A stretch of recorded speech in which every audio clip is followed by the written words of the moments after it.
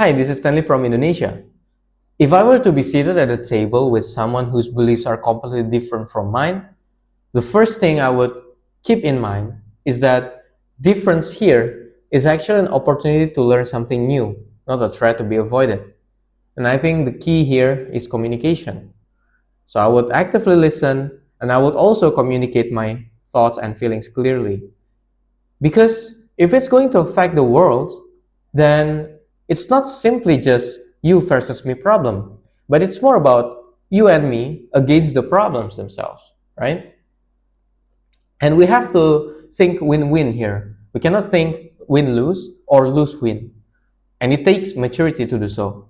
But what is maturity? I think maturity is about balancing between courage and consideration. The courage to express your feelings and thoughts clearly, and the consideration to respect the feelings and thoughts of others.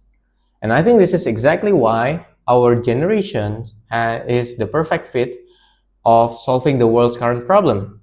Our generation has a tremendous advantage of being the first to be exposed to the world's difference and conflicts that the previous generations cannot, maybe due to geographical or structural limit.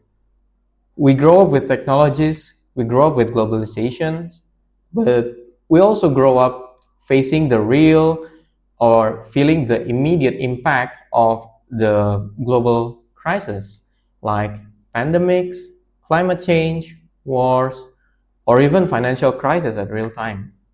So this is why our generation, I think, tend to or be able to focus more and more on the root cause of the systemic problems rather than just dealing with the surface symptoms.